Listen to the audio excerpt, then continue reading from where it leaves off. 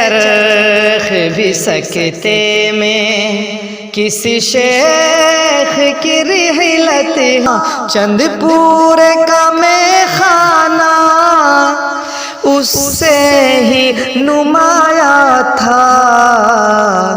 تھی فارسی گھوٹی میں تھی فارسی گھوٹی میں غمگین ہے ذاکر اب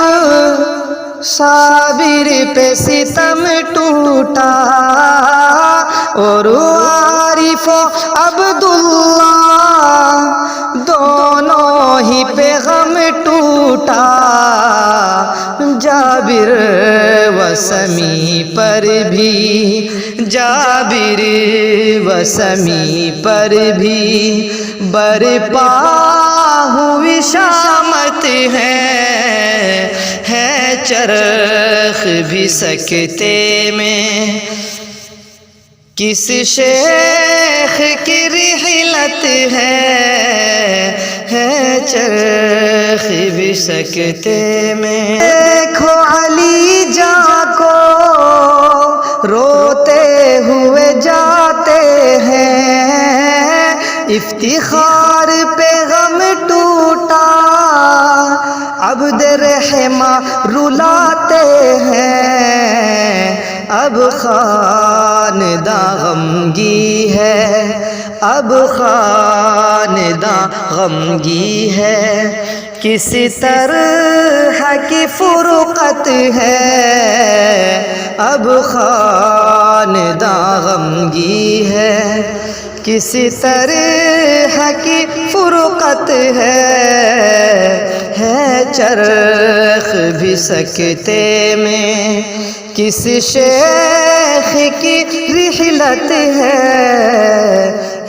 چرخ بھی سکتے میں۔ اب میں آپ حضرات کے سامنے مولانا دین محمد صاحب ہاں مولانا کے شاگرد ہیں، میرے پیر بھائی ہیں، میں بھی مولانا کا شاگرد ہوں، اور مولانا ان کا بہت تذکرہ کرتے تھے۔ یہ دہلی میں رہتے ہیں فیس 2 میں، مجھے بھی لے کر گئے کئی بار وہاں ان کے پاس، حافظ دین مولانا دین محمد صاحب۔ اوپر سے کھولو، اوپر سے۔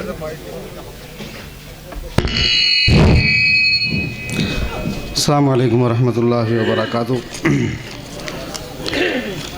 حضرات،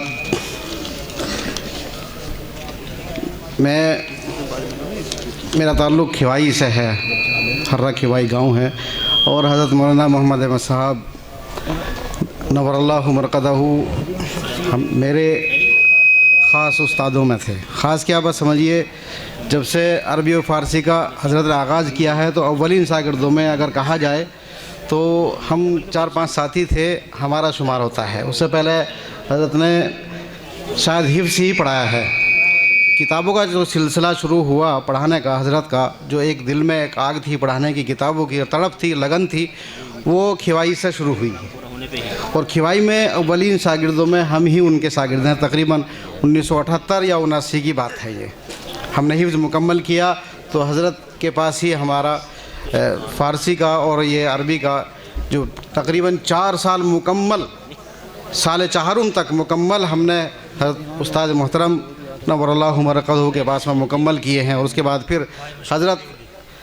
کمال پور چلے آئے، تشریف لے آئے، اور اس کے بعد میں پھر آپ نے تاریخ سن لی، پھر یہاں یہ ادارہ قائم کیا حضرت نے۔ دیکھو یہ دنیا یوں تو ایک سرائے فانی ہے بھائی، اور یہاں موت و حیات یہ کوئی نئی چیز نہیں ہے، یہ ایک پرانی کہانی ہے یہاں کی، اور آئے دن لوگ یہاں اس دنیا میں آتے بھی ہیں، جاتے بھی ہیں، آ رہے ہیں، جا رہے ہیں، اور یہاں پر مرنا جینا کوئی حیرت کی بات بھی نہیں ہے، کوئی نئی بات نہیں ہے۔ ایک آدمی آ رہا، دوسرا جا رہا، اور نہ معلوم کتنے انسانوں کو یہ زمین اور یہ ارض، یہ خاک ارض ہضم کر چکی ہے، اپنے اندر لے چکی ہے، اور کرتی رہے گی، اور یہ سلسلہ چلتا رہے گا، چل رہا ہے اور چلتا رہے گا۔ مگر یہ جانتے ہوئے کہ موت ایک اٹل فیصلہ ہے، اور کسی عزیز یا بزرگ کی وفات سے جو صدمہ اور رنج ہوتا ہے، وہ دل و دماغ پر جس کا اثر پڑتا ہے، وہ ایک طبیعی اور فطری بات ہے، وہ کوئی نئی بات نہیں ہے، وہ فطری بات ہے، پڑتا ہے سب کے، جس سے کسی کو انکار بھی نہیں ہے۔ اور جو شخصیت جس درجے کی ہوتی ہے، اس کے اثرات بھی اسی درجے کے ہوتے ہیں۔ इसको देव और बल्कि जाने वालों में से जो बाज़ तो कुछ ऐसे होते हैं कि जिनके जाने वालों में से बाज़ ऐसे जिनके जाने पर कोई गम खुसार या कोई गम खाने वाला पुरसान हाल भी नहीं होता, लेकिन रब करीम की ये शान है कि उन्हीं जाने वालों में से कुछ ऐसी हस्तियाँ भी होती हैं जिनके जाने पर अपनों को ही नहीं बल्कि गैरों को भी अफसोस होता है,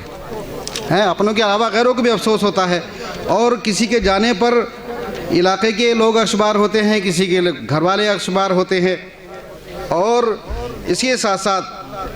दरों दीवारों पर भी उसका असर ज़ाहिर होता है। और हर कोई उनके फैज़ से महरूमी पर सोगवार होता है। इन्हीं मुक़द्दस हस्तियों में से हज़रत उस्ताद मोहतरम अलहाज मौलाना मोहम्मद अहमद साहब नव्वरल्लाहु मरक़दहू भी थे, हैं, जो कि गोया के आलिम की मौत आलम के मौत के मिस्दाक़ थे। यानी गोया कि अगर एक आलिम दुनिया से जाता है तो एक आलम की मौत होती है, इसका एक मिस्दाक़ थे। और ऐसी हस्तियों के बारे में ये किसी ने कहा है कि मौत उसकी है कि करे ज़माना जिसका अफसोस, यूँ तो आते हैं सभी दुनिया में मरने के लिए। तो भाइयों, मेरी दिली बात यह है कि मैंने आपको बता दिया कि मैं अव्वलीन शागिर्दों में से हूँ, खिवाई से। उससे पहले कुछ ही अरसा शेरपुर में पढ़ाया था हज़रत ने,